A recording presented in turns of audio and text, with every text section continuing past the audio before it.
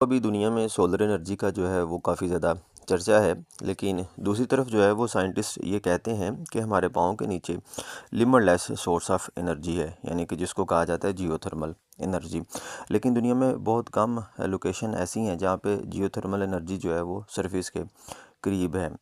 बाकी दुनिया में जो है वो जियोथर्मल एनर्जी के लिए डीप वेल जो है वो बोर करना पड़ेगा।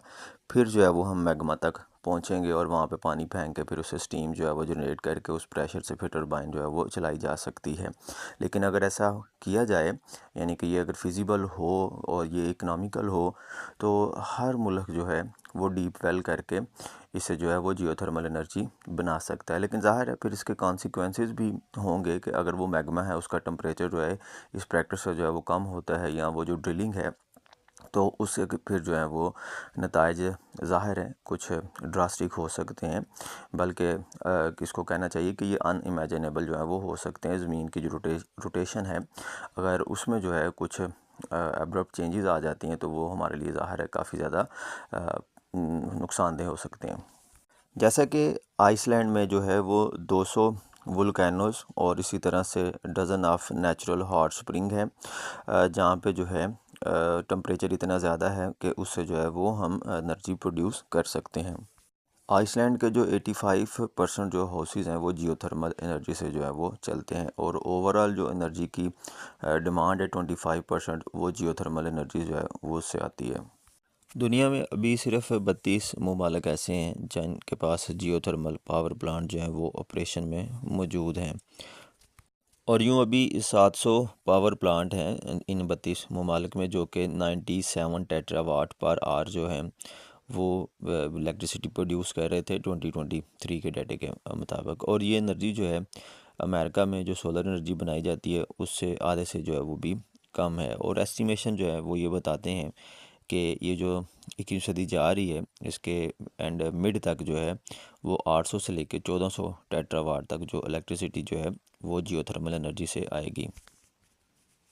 ये बेसिकली अमेरिका ने लास्ट ईयर 2023 में जो है वो पोटेंशियल ऑफ जियोथर्मल एनर्जी के नाम से एक रिपोर्ट जो है वो रिलीज़ की थी।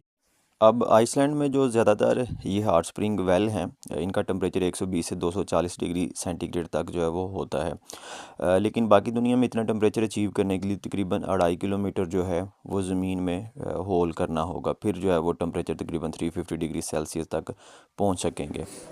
और आइसलैंड में ही जो इनका मेन जियोथर्मल साइट है वो है जी रेकीजैंस। जो रेकीजैंस है यहाँ पे ड्रिल किया गया था 4.6 किलोमीटर, और जो टेम्परेचर मिला था वो था जी 600 डिग्री सेंटीग्रेड, जिससे जो है वो सुपर हीटेड फ्लूइड जो है ये कहा जाता था कि ज़मीन में यहाँ पे सुपर हीटेड फ्लूइड जो है वो मौजूद है।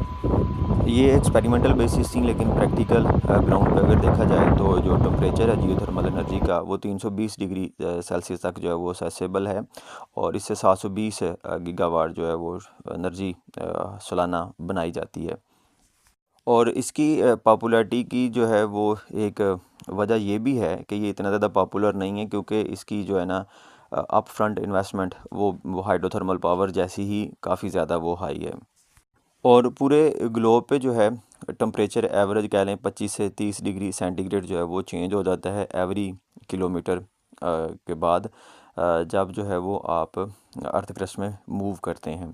फॉर एग्ज़ाम्पल जो यूके है इसमें 5 किलोमीटर जो है वो जो बोर होल है उतना करके भी टेम्परेचर 140 डिग्री सेंटीग्रेड जो है वो मिलता है, और ये ब्रिटिश जियोलॉजिकल सर्वे का जो है वो कोट करता टेम्परेचर है।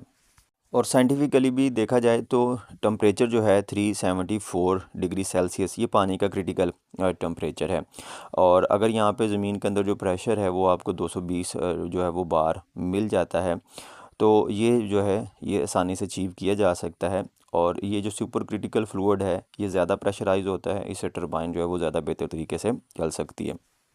अब ये जो डीप ड्रिल हैं इनका अपना जो है वो एक लिमिट होती है। मसलन जो कन्वेंशनल रोटेरी ड्रिल हैं ये इस काबिल ही नहीं कि ज़मीन में इतनी गहराई तक जो है ये ड्रिल कर सके। इवन कि इनके ऊपर जो है वो डायमंड जो है वो लगे होते हैं, लेकिन फिर भी जो है काफ़ी जगह पे ज़मीन पे अंदर जो है वो जियोलॉजिकली कुछ स्ट्रीम जो है वो चेंज होती हैं, उन सीम के चेंज होने से जो है वो काफ़ी ज़्यादा मसले मसाइल का सामना करना पड़ता है। उसके बाद ये जो होल हैं इनके लगातार चांसेस रहते हैं कि ये होल जो हैं ये ब्लॉक हो जाएंगे, ये बंद हो जाएंगे। मसलन 2009 में आइसलैंड में जो है ये डीप ड्रिलिंग का एक प्रोजेक्ट था, तो इन्हें सुपर क्रिटिकल जो है वो कंडीशन मिल गई थी और ये मैग्मा चैम्बर था करफला वुल्केनो का, और ये ज़मीन के नीचे सिर्फ 2 किलोमीटर गहराई पे जो है वो इनको ये कंडीशन जो है वो मिल गई थी। लेकिन इसे जो स्टीम प्रोड्यूस करवाई जा रही थी वो हाईली एसिडिक थी और इसको यूज़ करना जो है वो काफ़ी ज़्यादा मुश्किल था, क्योंकि ज़ाहिर है ये कुरैन काज कर देगी और जो आपकी सारी की सारी मशीनरी है वो ख़राब हो जाएगी। तो इसको 2 साल तक के लिए जो है वो फिर इसी तरह से छोड़ दिया गया, कभी कभार पीरियडिकली जो है वो इसमें से प्रेशर को रिलीज़ किया जाता रहा। लेकिन उसी दौरान जो है वो किसी फेलियर की वजह से जो है ना ये होल दोबारा से सील हो गया। तो ज़ाहिर है इतनी ज़्यादा आप इन्वेस्टमेंट करें और उसके बाद जो है कुछ भी हासिल ना हो, तो उस वजह से जो जियोथर्मल एनर्जी है ये अभी इतनी पॉपुलर नहीं हो सकी। और माजी में भी जो है कोल्ड वार के ज़माने में अमेरिका और रशिया में जो है ये इस चीज़ की भी रेस लगी रही है कि ज़मीन में कौन जो है वो डीप वेल करता है। तो फिर उस ज़माने में जो सोवियत यूनियन थी, यानी कि रशिया आप इसको कह लें, उसने ज़मीन में जो है 12.2 किलोमीटर तक जो है वो गहरा एक गड्ढा किया था। कोला सुपर डीप बोरहिल इसको कहते हैं। ये कोला पेनिनसुला में जो है वो मौजूद है, आर्कटिक सर्कल में। और उस ज़माने में ये 20 साल लगे थे इतनी गहराई में इंसान को पहुंचने में। और अब ये जो अमेरिका की NREL है, यानी कि नेशनल रिन्यूएबल एनर्जी लेबॉर्ट्री, ये कहती है जी कि तकरीबन 1 किलोमीटर अगर आपने डेप्थ में बोर करना हो तो उसके लिए जो कास्ट है वो तकरीबन $2 मिलियन जो है वो कास्ट आती है। लेकिन जैसे जैसे आप गहराई में जाते जाएंगे आपकी कास्ट जो है वो भी इंक्रीज़ होती जाएगी और ये कास्ट तकरीबन 6 से 10 मिलियन जो है वो पहुंच जाती है।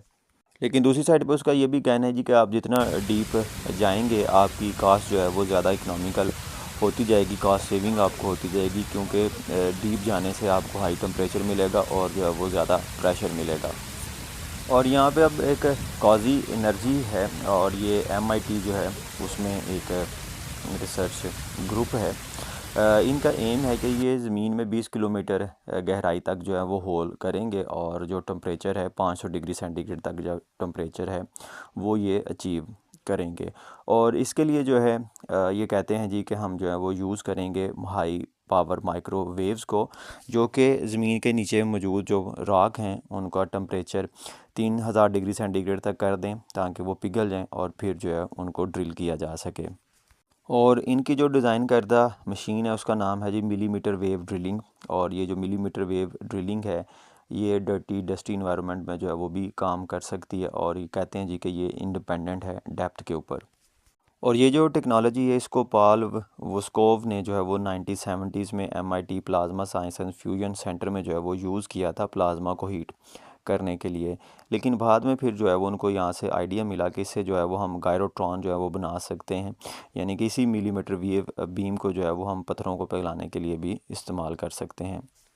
अभी तक इसको सिर्फ लेबॉर्ट्री में जो है वो टेस्ट किया जा सका है और इसका जो रेट है तकरीबन 11.5 फीट पर आवर के हिसाब से जो है ये ज़मीन में गड्ढा बना सकता है। और 2025 में इसके जो है ना वो फील्ड ट्रायल फिर शुरू किए जा सकेंगे।